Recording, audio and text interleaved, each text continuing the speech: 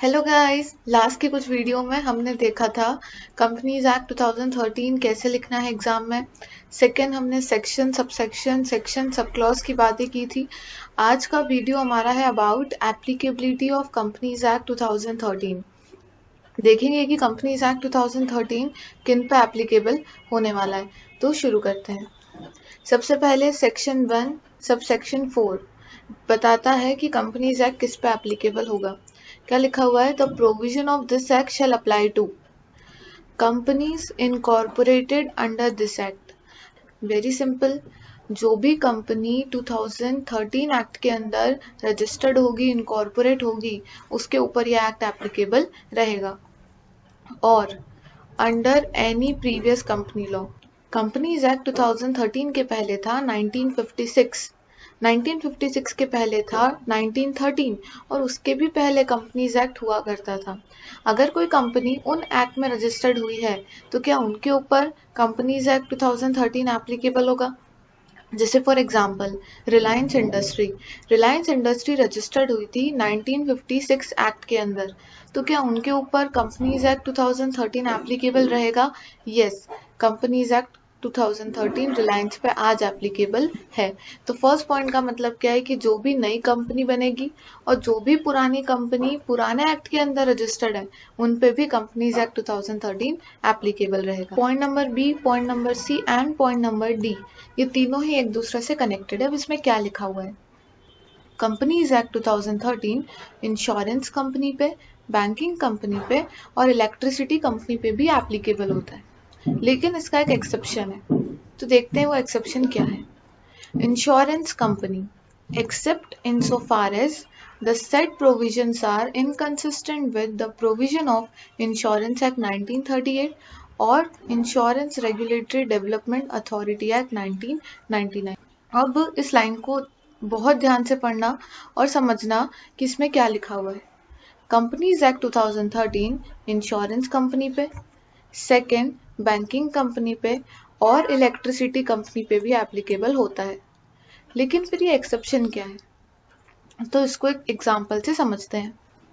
Insurance company के लिए companies act 2013 भी है और इंश्योरेंस कंपनी, बैंकिंग कंपनी, इनके खुद के स्पेशल एक्ट भी है। जैसे इंश्योरेंस कंपनी के लिए इंश्योरेंस एक्ट, बैंकिंग कंपनी के लिए बैंकिंग रेगुलेशन एक्ट, इलेक्ट्रिसिटी के लिए इलेक्ट्रिसिटी एक्ट। तो जब इनके स्पेशल एक्ट भी है और कंपनीज एक्ट भी इन पे एप्लीकेबल हो रहा है तो वहां पे कॉन्ट्राडिक्शन हो सकता है, वहां पे इनकंसिस्टेंसी आ सकती है कि दोनों प्रोविजन अलग अलग बात कर रहे हैं।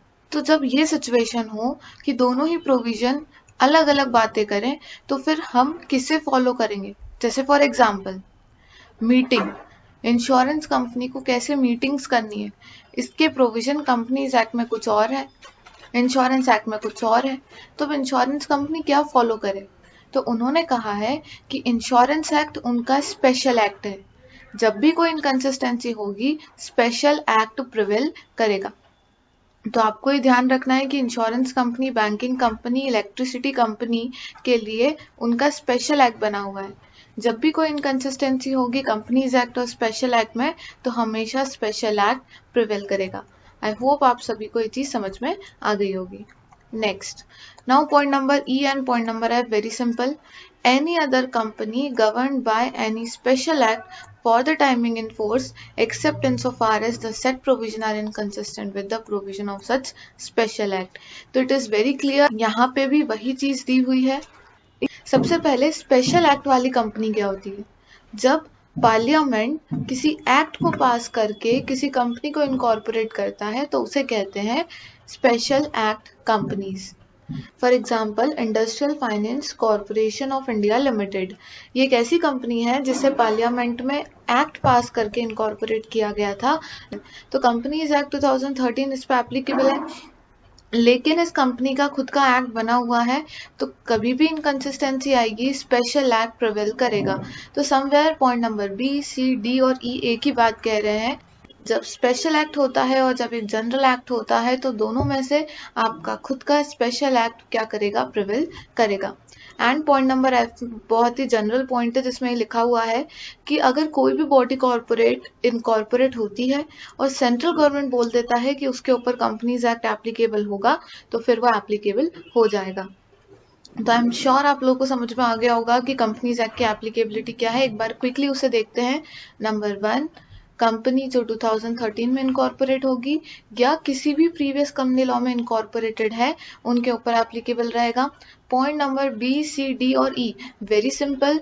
जब भी कोई स्पेशल एक्ट और जनरल एक्ट है तो स्पेशल एक्ट प्रिवेल करेगा। जब भी कोई इनकंसिस्टेंसी है तो आपको स्पेशल एक्ट को क्या करना है, फॉलो करना है। And point number F, central government ने अगर बता दिया तो सेंट्रल गवर्नमेंट जिसको भी कहेगा उसको वो एक्ट फॉलो करना पड़ेगा।